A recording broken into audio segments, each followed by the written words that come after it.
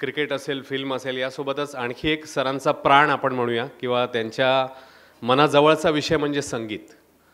मला असं वाटतं असंख्य कार्यक्रम संगीताचे, मग ते संकल्पनांवर आधारित असतील, कलाकारांवर आधारित असतील, सरांनी केलेले आहेत. आणि ते त्यांचं निवेदन म्हणजे गाणी तर आपल्या लक्षात आहेतच ती, पण त्यातलं सरांचं निवेदन किंवा सरांचा एखादा किस्सा सांगण्याची शैली, मला असं वाटतं ती आपल्या कानामध्ये आज घुमत असेल, माझी खात्री आहे. तर ज्यांच्यासोबत सरांनी अनेक कार्यक्रम केले ते डॉक्टर अजित देवल, गायक आणि अनेक कार्यक्रमांचे सादर करते, यांना मी आता इकडे मंचावर याची विनंती करतो. डॉक्टर अजित देवल. नमस्कार. जसं काल सनीलने मला फोन करून सांगितलं की आज आपण असे जमतो आणि पप्पू लेखक आणि हे सगळं आपल्याला माहिती आहे, पण माझ्या काहीतरी वेगळ्या आठवणी आहेत पप्पूच्या. द्वारकानाथ संसगिरी म्हणून माझी त्याची ओळख झाली, कारण सगळ्यांना माहिती आहे षटकार. नंतर 88 ते जवळजवळ 2002पर्यंत मी माझ्या MBBS पोस्ट ग्रॅज्युएशन आणि ह्याच्यात बिझी झालो, पण गाण्याची खास खूप होती आणि बरा गायचो मी. तर एकदा मला आमच्या एका मित्राचा फोन आला, घाऱ्याचा, शिरीष जोशी. तो म्हणाला, अरे एक कॉन्सेप्ट आहे, म्युझिक आणि क्रिकेट असं आपल्याला लिंक करायचं आहे. तर म्हटलं छान होईल, हिंदी मराठी गाणी आणि क्रिकेटचे किस्से असं. तर मला खरंच माहीत नव्हतं त्यावेळेला. तर तो म्हणाला आपल्याला संध्याकाळी पप्पूला भेटायचं आहे. तर मी म्हटलं कोण पप्पू? तर तो म्हणाला अरे द्वारकानाथ संसगिरी. तर मी उडालो, म्हणजे मी त्यांना द्वारकानाथ संसगिरी म्हणून ओळखतो म्हणजे भेटलोच नाही आहे कधी. पण तेव्हा शिवाजी पार्क जिमखान्याला संध्याकाळी आम्ही 2002ची गोष्ट आहे, तेव्हा भेटलो. आणि द्वारकानाथ संसगिरीचा पप्पू केव्हा झाला हेच मला कळलं नाही. And Pappu is responsible for that, कारण होताच पप्पू तसं. मी लगेच त्याला पप्पू म्हणायला लागलो.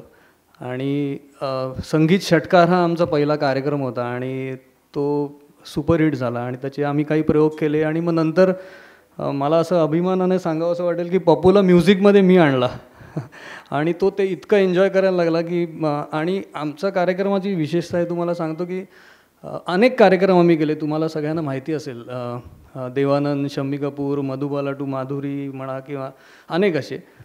गुरुदत्त हा आमचा सगळ्यात माझा आवडता कार्यक्रम. आणि मला असं सांगावं असं वाटतं की अनेक कार्यक्रम होतात गाण्याचे. देवानंदचे गाणी सादर करणं is not a big thing, म्हणजे कोणी पण सगळेच चांगले सिंगर्स आहेत. पण पप्पूचं निवेदन, पप्पूचे ऑडिओ व्हिज्युअल्स बनवणे आणि त्याच्याने ती जी मजा यायची, तसे कार्यक्रम जगात कोणी केले नाही असं मी नक्की सांगू शकतो. आणि दॅट पप्पूमुळेच ते शक्य व्हायचं. तर कार्यक्रमाबद्दल तर खूप आहे किस्से. काही पप्पूच्या खास गोष्टी माझ्या आणि पप्पूबद्दल तुम्हाला सांगतो की ना, पप्पू जसं आपण म्हणतो ना सांगून विकेट काढायचं जे बॉलर्सचं असतं, तसं पप्पूनं सांगायचं या गाण्यात आपण वन्स मोर घ्यायचं आहे. मग तोच ठरवायचा की या गाण्यात वन्स मोर घ्यायचं आहे आपल्याला. त्याची खास गाणी होती 2, एक दम मारो दम आणि एक दुसरं होतं होठो पे ऐसी बात मैं दबा के चली. त्याच्यात काय आमचे वादक सगळे सॉलिड टॅलेंटेड सगळे म्युझिशियन्स असायचे. तर त्या एका कार्यक्रमाच्या किस्स्यात मी आणि पप्पूने बेट लावली की ह्या वेळेला आपल्याला होठो पे ऐसी बात आणि दम मारो दमला वन्स मोर मिळणार नाही. तर ते आमचं चॅलेंज ते हे झालं.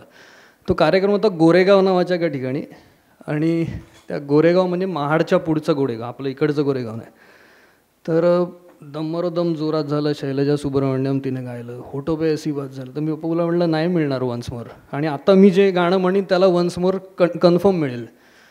आणि आमची त्यावेळेला बिअर बेट लागली होती. तो म्हणाला मी तुला बिअर पाजीन. म्हटलं ठीक आहे. आणि नंतर मला हे लक्षात आलं की ह्या सगळ्या ऑडियन्समध्ये सगळे दामले, गोखले, आपटे, लेले अशी मंडळी होती. आणि जेव्हा मी तोच चंद्रमा नभात हे गायलो तेव्हा आम्ही ह्या किस्स्याने आम्ही खूप नेहमी पप्पूला मी आठवण करायचो की कधी वन्स मोर दरवेळेला मिळणार नाही तुला, कधी मला पण मिळेल. तर असे खूप कार्यक्रम केले, म्हणजे इतकं कार्यक्रम बोलण्यासारखं आहे की त्यातले 2 कार्यक्रम मला तुम्हाला सांगावं असं वाटतं जे मी लकी होतो की पप्पूने मला इन्व्हॉल्व केलं. त्याच्यामध्ये एक म्हणजे नॉट आउट 60 हा कार्यक्रम, म्हणजे सुनील गावस्कर आणि विश्वनाथ यांची साठी ऑर्गनाईज केली होती आम्ही, आणि सचिन तेंडुलकर आणि अमिताभ बच्चन स्टेजवर, म्हणजे जगातल्या सगळ्या न्यूजपेपरमधले दुसऱ्या दिवशी फ्रंट पेजवर तो फोटो होता, आणि त्यात मी इन्व्हॉल्व होतो ह्याचं मी मला भाग्यवान समजतो. आणि दुसरं म्हणजे भावमुखे हा जो अल्बम मी आणि पपूने केला तो म्हणजे सचिन, अजित आणि नितीन पण आला आहे आज, अजित पण आहे, त्यांच्या वडिलांच्या कवितांना अशोक पत्कींनी गाणी त्याची बनवून आम्ही अल्बम रिलीज केला होता. That was one of the finest projects मी आणि पप्पू केलेला. तर अजून एक दुसरी म्हणजे सामाजिक जे भान पपूला होतं ह्याचं एक अजून एक तुम्हाला कार्यक्रमातून उदाहरण सांगतो की जेव्हा लॉकडाऊन झाला आणि बऱ्याच जणांचे प्रॉब्लेम्स होते, म्युझिशियन्स यांना कामं नव्हती, तेव्हा पपूने पहिल्यांदा इनिशिएटिव्ह घेऊन, म्हणजे मला वाटतं जेवढे ऑनलाईन प्रोग्राम्स त्यावेळेला 2019-20 या काळात झाले, तुम्ही बऱ्याच जणांनी अटेंड, त्याची सुरुवात पपूने केली. आणि जरी नॉर्मल मानधनापेक्षा थोडं कमी पैसे देत असलो तरी त्यावेळेला अनेक कार्यक्रम ऑनलाईन करण्यामागे पप्पू रिस्पॉन्सिबल होता, आणि त्यावेळेला खूप कठीण होतं हे सगळं करणं. तर ते एक पप्पूचा खूप मोठेपणा आहे. आणि अजून एक गोष्ट मला आता मगाशी विजय म्हणाला कल्पाबद्दल, ते कल्पाचा एक सॉलिड किस्सा माझ्याकडे आहे. म्हणजे ती त्यावेळेला घरी नव्हती.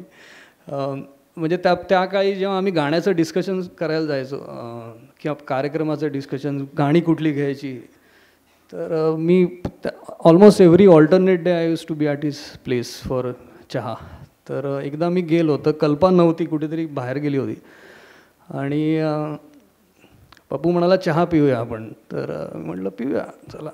तो आत गेला, थोड्या वेळाने बाहेर आला, मग त्याने कोणाला तरी फोन केला, मग 15 मिनिटांनी कोणीतरी मुलगा एक असं थर्मस घेऊन आला आणि त्याने आम्हाला चहा दिला. तेव्हा मला लक्षात आलं की कल्पना नसेल तर पप्पूला चहा पण करता येत नाही.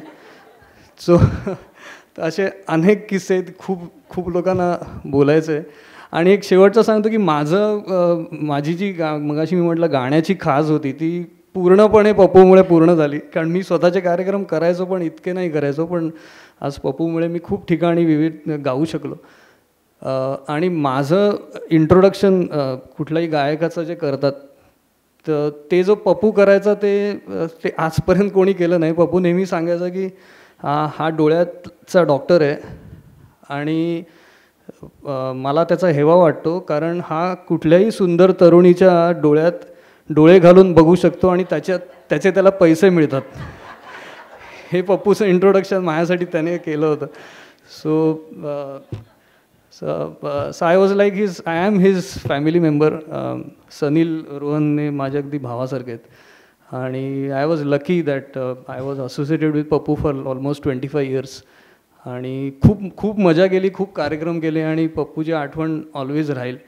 आणि परवा मला गौतम ठाकूर सर भेटले होते आणि अनिल नवरंगे वगैरे आमची चर्चा झाली की ही जी लेगसी आहे गाण्याची, पप्पूच्या अनेक स्क्रिप्ट्स आहेत आणि मकरंद आहेच आमच्याबरोबर, तर आम्ही ही चालू ठेवू असं माझी इच्छा आहे आणि करूच कार्यक्रम.